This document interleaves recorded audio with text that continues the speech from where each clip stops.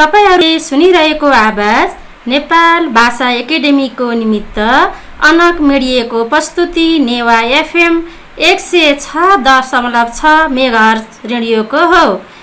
कीर्तिपुर नगरपालिका स्थित आदिनाथ माविको सामाजिक विषयको शिक्षिका म संगीता खनाल बोलिरहेको छु।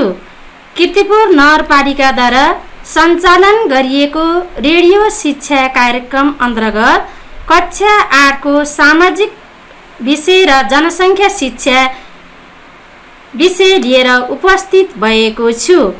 यो कार्यक्रम हरेक हप्ता बिहीबार 12 बजे प्रसारण हुँदैछ। अबको 30 मिनेटको समय म मेरा प्यारा भाइ बहिनीहरूसँग नै रहनेछु। सर्वप्रथम विद्यार्थी भाइ बहिनीहरूलाई विशेष धन्यवाद दिन चाहन्छु, किनभने तिमीहरूले कक्षा 7 पास गरेर कक्षा 8 मा प्रवेश गरेका छौ। प्यारा भाइ बहिनीहरू, कोभिड-19 को कारणले कक्षा 7 को अन्तिम परीक्षा दिएपछि तिमीहरू घरमा नै रहेका छौ। लामो समयको लकडाउनको कारणले विद्यालय चल्न खुल्न सकेको छैन। त्यसैले विद्यार्थी भाइ बहिनीहरूलाई वैकल्पिक तरिकाबाट सिकाइ सहजीकरण गर्ने उद्देश्यले रेडियो शिक्षा कार्यक्रम सञ्चालन गरिएको हो। अवश्यमै तिमीहरू यसबाट लाभान्वित हुने नै छौ। नेपाल सरकार, कीर्तिपुर नगरपालिका, नेवा एफएम 106.6 मेगाहर्जलाई विशेष धन्यवाद टक्राउँछु। आज म विद्यार्थी भाइ बहिनीहरूलाई सामाजिक विषय किन अनिवार्य राखिएको हो, यस विषयका फाइदाहरू, यस विषयमा कुन कुन विषयवस्तुहरू समेटिएका छन्, सामाजिक अध्ययन विषयका एकाइहरू, अङ्कभार, प्रश्नको प्रकारहरू, कस्ता कस्ता प्रश्नहरू समावेश गरिएको हुन्छ, प्रश्नका उदाहरणहरू, सामाजिक अध्ययनका सक्षमताहरू, विशेषताहरू र समय रहेमा मेरा भाइ बहिनीहरूलाई अरू विषयवस्तुहरूमा पनि छलफल गराउँदछु। भाइ बहिनीहरू, सामाजिक अध्ययन विषयलाई किन विद्यालय तहमा अनिवार्य गरिएको हो त? एकछिन सोच त, सोचे होला हैन त? तिमीहरूले जानिसकेकै छौ। कक्षा 7 मा तिमीहरूले यो विषय पढिसकेका पनि छौ। यस विषयले हाम्रा भाइ बहिनीहरूलाई अनुशासित, व्यावहारिक, ज्ञानसिप अभिवृद्धि सिकाउन मद्दत गर्दछ। विद्यार्थीहरूलाई देशको असल नागरिक बनाउन सहयोग गर्छ। सामूहिक र सामुदायिक भावनाको विकास गराउँछ। आफ्नो मुलुकको वास्तविक विकासको अवधारणा बुझ्न मद्दत गर्दछ।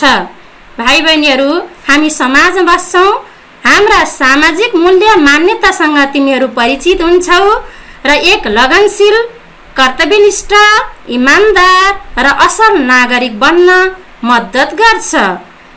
नेपाल र विश्वको भौगोलिक परिवेशसँग तिमीहरू परिचित पनि हुन्छौ।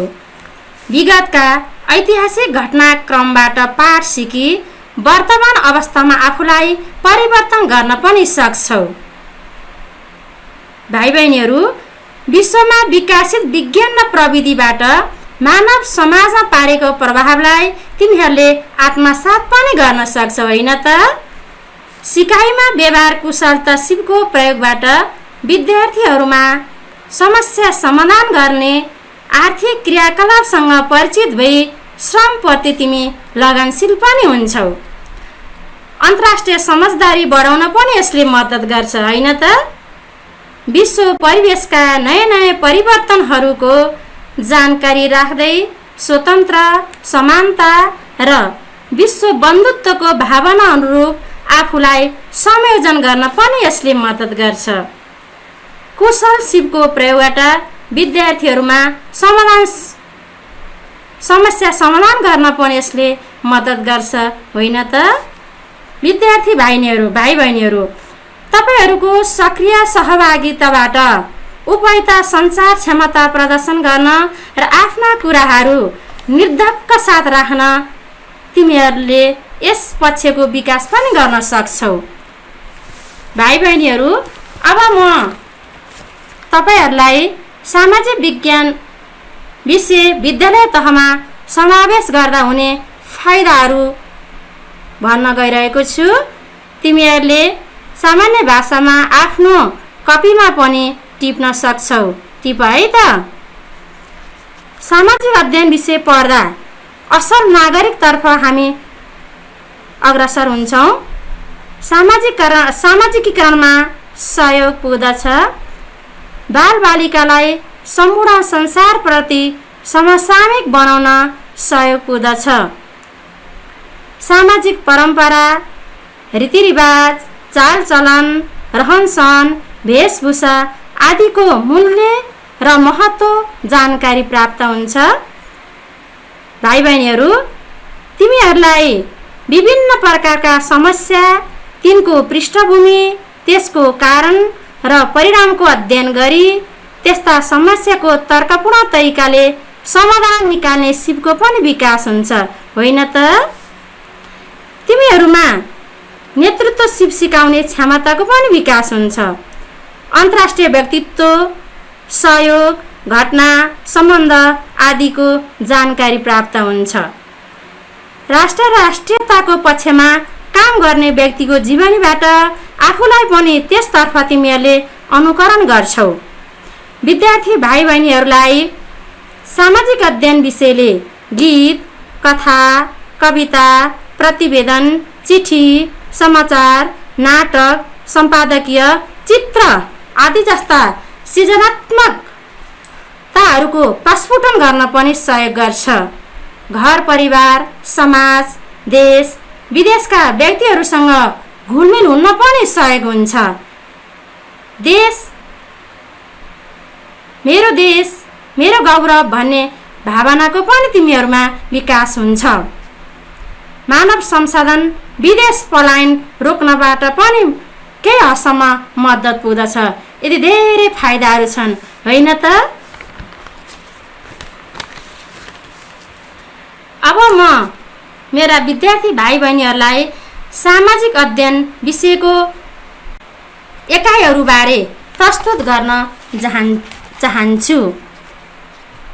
यस सामाजिक अध्ययन जनसङ्ख्या विषयमा 10 वटा एकाइहरू रहेका हुन्छन्, जस्तो हामी, हाम्रो समुदाय र राष्ट्र।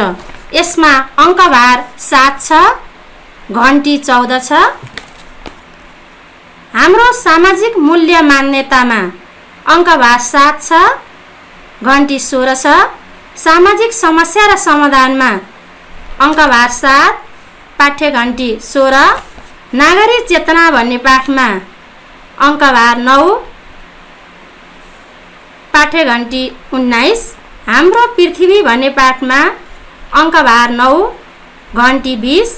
हाम्रो विगत भन्ने पाठमा पाठ्य घन्टी 17, अङ्कभार 7।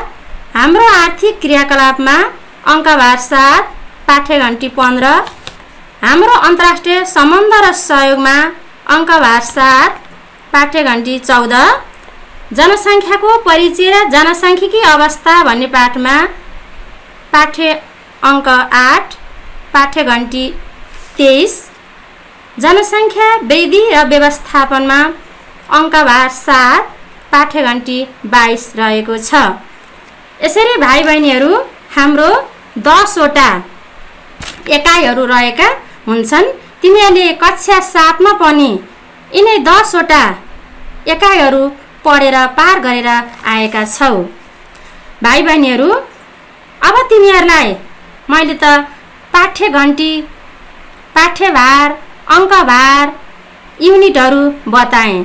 अब तिमीहरूलाई उत्सुकता होला, प्रश्न कस्तो आउँछ, प्रश्नको प्रकार कस्तो हुन्छ भन्नेमा तिमीहरूलाई उत्सुकता भएको होला। प्रश्न 7 कक्षाको जस्तै हो। प्रश्न 3 प्रकारका हुन्छन्। त्यसमा अति संक्षिप्त उत्तर आउने हुन्छ, संक्षिप्त उत्तर आउने हुन्छ र लामो उत्तर आउने 3 वटा प्रश्न हुन्छन्। अति संक्षिप्त उत्तर आउनेमा 9 वटा प्रश्न हुन्छ एक एक अङ्कको हुन्छ भाइ बहिनीहरू। यसमा तिमीहरूले 9 अङ्क यसमा हुन्छ। संक्षिप्त उत्तर आउने प्रश्न 7वटा हुन्छ भाइ बहिनीहरू, 6 अङ्कको हुन्छ, 7 6 का 42 अङ्क। लामो उत्तर आउने प्रश्न 3वटा हुन्छन् भाइ बहिनीहरू, 8 अङ्कको हुन्छ, 8 3 24। यसरी प्रश्नको सङ्ख्या 19वटा हुन्छ भाइ बहिनीहरू र अङ्क चाहिँ 75 अङ्कको हुन्छ। 75 अङ्कमा भाइ बहिनीहरू प्रयोगात्मक परीक्षाको पूर्णाङ्क 25 हुन्छ र सैद्धान्तिकको 75 हुन्छ। कक्षा 8 कै जस्तै हो भाइ बहिनीहरू। अब भाइ बहिनीहरूलाई म कस्ता कस्ता खालका प्रश्न आउँछन् त भनेर यसको उदाहरण पनि दिन्छु है त। यसो कपीमा तिमीहरूले टिप्न पनि सक्छौ। जस्तै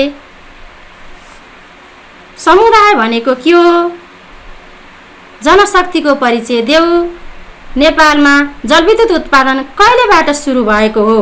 यस्तो ज्ञान र बोधलाई समेटेर 7 अङ्कको 7वटा प्रश्न आउँछ र समालोचनात्मक चिन्तनका 2वटा क्वेसनहरू आउँछन्। संक्षिप्त उत्तर आउने प्रश्न सङ्ख्या 6 हुन्छ। अघि नै मैले भनिसकेँ, 6 अङ्क 6 हुन्छ, 6 7 42।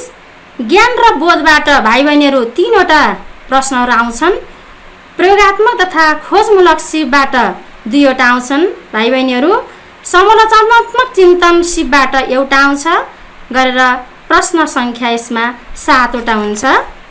जस्तो उदाहरणको रूपमा भाइ बहिनीहरू, तिम्रो समाजमा देखा परेका कुनै 3वटा सामाजिक समस्या र तिनलाई रोक्ने कुनै 3वटा उपाय लेख भनेर यस्तो खालको संक्षिप्त उत्तर आउने प्रश्न आउँछ। जस्तो अर्को उदाहरणको लागि, भ्रष्टाचारका कारण र भ्रष्टाचार निवारणका उपायहरू लेखी एउटा पोस्टर तयार पार। यस्तो खालको पनि तिमीहरूलाई प्रश्न आउँछ। यो संक्षिप्त उत्तर आउने प्रश्न हो भाइ बहिनीहरू। लामो उत्तर आउने प्रश्न 7 कक्षाको जस्तै हुन्छ, 3वटा हुन्छ, 8 अङ्कको हुन्छ, 8 3 24। ज्ञान र बोधसँग 1 प्रश्न आउँछ। प्रयोगात्मक तथा खोजमूलक सिपबाट 1 प्रश्न आउँछ। समालोचनात्मक चिन्तनबाट 1 प्रश्न गरी लामो उत्तर आउने प्रश्न 3वटा हुन्छ। जस्तै तिमीहरू टिप्न पनि सक्छौ। न्यायपालिकाको परिचय दिई सङ्घीय न्यायपालिकाका कुनै 6वटा कार्य लेख।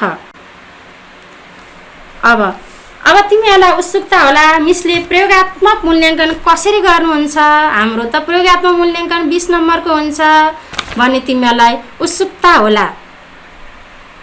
प्रयोगात्मक मूल्याङ्कनको लागि सृजनात्मक कार्यमा 5 अङ्कको हुन्छ। यस अन्तर्गत कथा, कविता, गीत, संवाद, भूमिका अभिनय, चिठी, सम्पादकीय आदि हुन्छ। सिपमूलक कार्य अन्तर्गत 5 अङ्कको हुन्छ। स्तम्भ चित्र बनाउने, वृत्त चित्र बनाउने, समय रेखा बनाउने, नक्सा, प्रश्नावली तयार गर्ने, प्रतिवेदन लेख्ने। अर्को 5 नम्बरको खोजमूलक कार्य हुन्छ। अवलोकन, अन्तर्वार्ता, तथ्याङ्क सङ्कलन, समाचार सङ्कलन, विश्लेषण। यो खोजमूलक कार्य अन्तर्गत 5 नम्बरको आउँछ भाइ बहिनीहरू। सामुदायिक कार्य अन्तर्गत बाटो, चौतारो, धारो, विद्यालय आदि निर्माण र सरसफाइमा 5 अङ्क तिमीहरूले प्राप्त गर्छौ। नमुना व्यवहार प्रदर्शन जस्तै नेतृत्व लिने, मिलेर काम गर्ने, समन्वय गर्ने, प्रतिभा प्रदर्शन गर्ने, समाजमा उत्कृष्ट व्यवहार प्रदर्शन गर्ने, योबाट तिमीहरूले 5 अङ्क प्राप्त गर्छौ। यसरी 25 अङ्कको तिमीहरूको प्रयोगात्मक मूल्याङ्कन हुन्छ। भाइ बहिनीहरू, तिमीहरूले सामाजिक अध्ययनका विशेषताहरू पनि केही थाहा पाउनुपर्ने हुन्छ। यो सम्मानात्मक विषय हो। यिनीहरू 10वटा विषयहरू मिलेर बनेको एकीकृत विषय हो। यसमा 10वटा विषयहरू मिलेर बनेको हुन्छ सामाजिक अध्ययन र जनसङ्ख्या शिक्षा। भाइ बहिनीहरू, यो मानव केन्द्रित विषय हो। यो मानवसँग सम्बन्धित छ। मानिस र उसको वातावरणसँग यो केन्द्रित रहेको छ।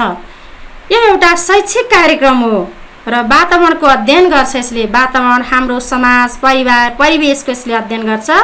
यो सापेक्षता छ, यो परिवर्तनशील छ।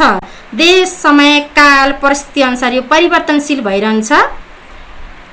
यसले लोकतान्त्रिक नागरिक उत्पादन गर्छ। लोकतान्त्रिक आचरण, लोकतान्त्रिक व्यवहारको आचरण अनुसरण गर्ने नागरिक यसले उत्पादन गर्छ। यसले सामाजिक मूल्यको जानकारी गराउँछ। सामाजिक चाल चलन, रीतिरिवाज, संस्कार आदिको यसले जानकारी गराउँछ। भाइ बहिनीहरूमा यसले सामाजिक सिप, नेतृत्व सिप, सञ्चार सिप आदिको विकास गर्न पनि मद्दत गर्दछ।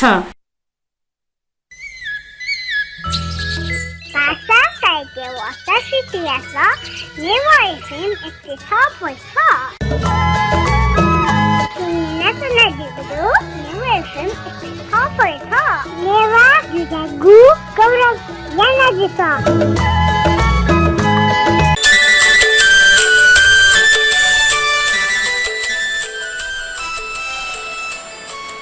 एकैछिनको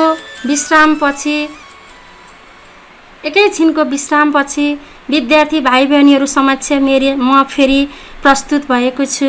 विद्यार्थी भाइ बहिनीहरू, सामाजिक अध्ययन विषय सिकाइ सहजीकरण गर्दा विभिन्न प्रकारका शिक्षण विधिहरूको प्रयोग गरिन्छ। खास गरी यो विषय विद्यार्थी केन्द्रहरूको प्रयोग गर्दै आएको पाउँछौँ। यसमा विभिन्न पाठहरू रहेका हुन्छन्। 10 वटा पाठहरू र एकाइहरू रहेका हुन्छन्। यी एकाइहरू सिकाइ सहजीकरण गर्दा एउटै विधिले मात्र पुग्दैन। यसमा विभिन्न खालका शिक्षण विधिहरू प्रयोग गर्दछौँ। खास गरी सामाजिक अध्ययन विषयमा प्रयोग हुने शिक्षण विधिहरू प्रयोजना कार्य, प्रयोगात्मक मूल्याङ्कन, अभिनय, खोज, अवलोकन, छलफल, समस्या समाधान, प्रदर्शन, क्षेत्र भ्रमण, घटना अध्ययन विधि, समालोचनात्मक चिन्तन विधि, संक्षिप्त लेखन, मस्तिष्क मन्थन विधि, संक्षिप्त लेखन, जोडीमा पढाइ यस्ता विधिहरूको अध्यापन गरेर कक्षा कोठामा प्रयोग गरिन्छ। भाइ बहिनीहरू, सामाजिक अध्ययनका विभिन्न क्षेत्रहरूमा हामी विषयवस्तुभित्र पनि यी क्षेत्रहरू पनि रहेका छन्। विभिन्न क्षेत्रहरू रहेका छन्। जस्तै हामीले यी 10 वटा एकाइहरूमध्ये एकाइ 1 मा हामी हाम्रो समुदाय र राष्ट्र भन्ने पाठ हामीले पढ्नेछौँ। यसमा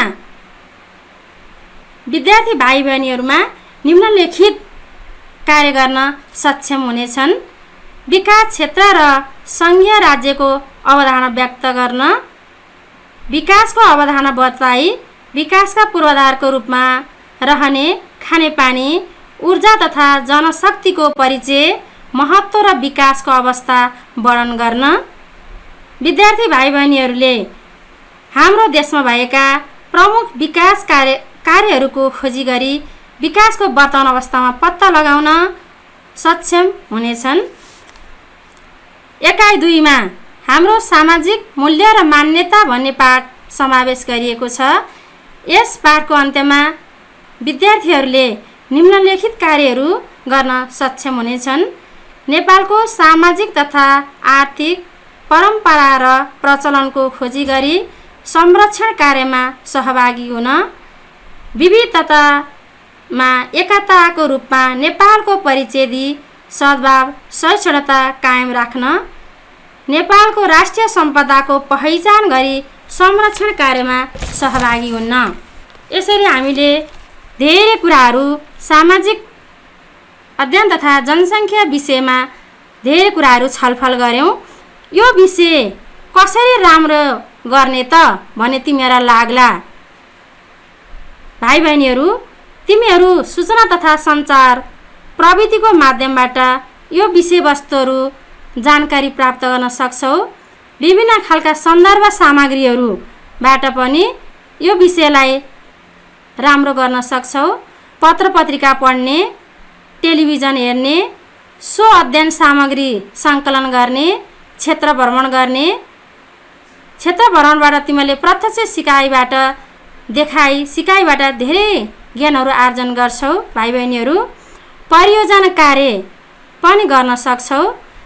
विशेष शिक्षकसँग नियमित रूपमा अन्तर्क्रिया पनि गर्न सक्छौ र योजनाबद्ध रूपले आफ्नो पढाइलाई अगाडि बढाएर योजना बनाउन पनि सक्छौ। यसरी यो विषयमा राम्रो अङ्क प्राप्त गर्न सकिन्छ भाइ बहिनीहरू। हाम्रो समय सकिएको प्राविधिक साथीले सूचना गरिसक्नुभयो। अन्त्यमा भाइ बहिनीहरूलाई म गृह कार्य दिन्छु। एकाइ एकको हाम्रो समुदायको पाठको तिमीहरूले पढेर त्यसको क्रियाकलाप गर्न सक्छौ भाइ बहिनीहरू। अन्त्यमा हाम्रो प्राविधिक साथीलाई विशेष धन्यवाद दिँदै आगामी दिनहरू तिमीहरूको शुभ रहोस् भन्दै यहाँबाट बिदा हुन चाहन्छु। हस्त, धन्यवाद।